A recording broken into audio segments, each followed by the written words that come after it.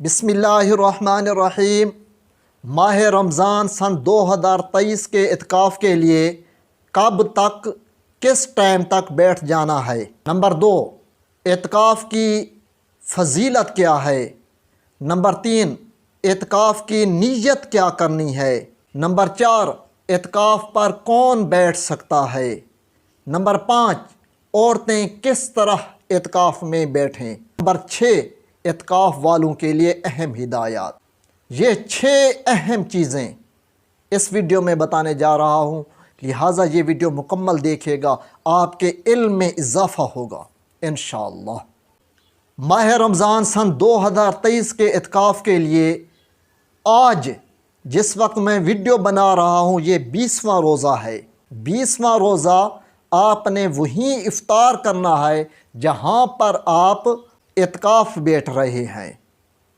यकीनन जो मर्द हैं वो मसाजिद में इत्काफ़ बैठते हैं और जो औरतें हैं वो अपने घर के किसी कोने में या किसी कमरे को इस मकसद के लिए मखसूस करके उसमें इत्काफ़ बैठ सकती हैं। इत्काफ़ की फ़जीलत क्या है, इस बारे में 2 अहादीस पेश कर रहा हूँ।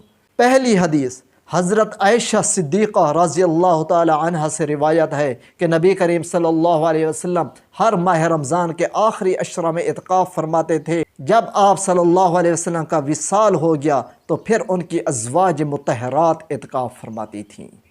दूसरी हदीस आप सल्लल्लाहु अलैहि वसल्लम ने फरमाया कि जो बंदा माह रमज़ान के आखिरी अशरा में इत्काफ़ में बैठता है अल्लाह ताला उसे 2 हज और 2 उम्रे करने का सवाब अता फरमाता है। हज़रत मोहम्मद सल्लल्लाहु अलैहि वसल्लम से इत्काफ़ को निस्बत है। इस निस्बत पर मेरा फ़ख्र बजा है, इस निस्बत पर मेरा फ़ख्र बजा है। जो मेरा महबूब है वो महबूब खुदा है।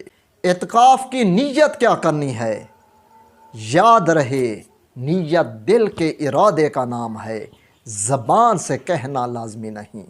दिल में इरादा करेंगे कि मैं सुन्नत इत्काफ़ जिस तरह आप सल्लल्लाहु अलैहि वसल्लम बैठते थे तो मैं आप सल्लल्लाहु अलैहि वसल्लम की पैरवी करते हुए उसी तरह इत्काफ़ में बैठ रहा हूँ। ज़बान से नीयत कर ले नवैत सुन्नत अल इत्काफ़, तो इसमें भी कोई हर्ज नहीं। इत्काफ़ में कौन बैठ सकता है। इत्काफ़ में हर मुसलमान आक़िल बालिग़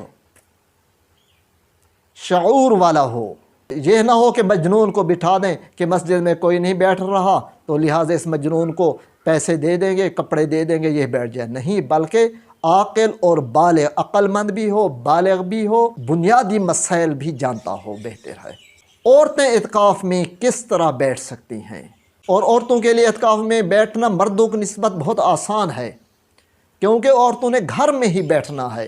घर का कोई एक कमरा मखसूस कर लें छोटा सा, या पूरा घर है तो उसमें कोई एक कोना, एक गोशा, उसमें पर्दा वगैरह लटका दें और वहाँ बैठ जाएं और वहाँ से वो जायज़ काम जो हैं वो भी कर सकती हैं। असल मकसद तो इत्काफ़ का इबादत करना है, लेकिन अगर वो जायज़ काम भी करते रहें हत्ता कि सोई भी रहें तो उसको सवाब मिलता रहता है, क्योंकि इत्काफ़ वाले का हर मिनट, हर लम्हा इबादत में गुज़रता है, क्योंकि वो हर वक्त इत्काफ़ की सूरत में होता है। और औरतें उस जगह से जहाँ पर इत्काफ़ बैठें बिला ज़रूरत बाहर ना निकलें। अच्छा ज़रूरत के तहत, यानी जिस तरह वाशरूम जाना है, इतनी हद तक इजाज़त है, बिला ज़रूरत हरगिज़ ना निकलें। अलबत्ता वहाँ बैठकर अपना कोई काम भी कर सकती हैं, कोई दस्तकारी भी कर सकती हैं, कोई मेहमान औरत आ जाए उससे मिल भी सकती हैं, अपने बच्चों को, छोटे भाइयों को हिदायत भी दे सकती हैं कि ये काम यूँ करें, यूँ करें, यूँ करें। और इत्काफ़ की सआदत भी इस दौरान हासिल करते रहेंगी, सवाब भी हासिल करती रहेंगी। और आखिरी बात, इत्काफ़ वालों के लिए अहम हिदायत। इत्काफ़ वालों, आप अल्लाह ताला के दर के मेहमान हो, अपनी अहमियत समझो। आप एक बहुत बड़ी बारगाह के दर पर हाजिर हैं, इसका एहतराम, इसकी अहमियत समझें। ये शहादत गाह उल्फत में कदम रखना है, ये शहादत गाह उल्फत में कदम रखना है। लोग आसान समझते हैं मुसलमान होना, آپ کا ہر منٹ قیمتی ہے، بلکہ ہر سیکنڈ قیمتی ہے۔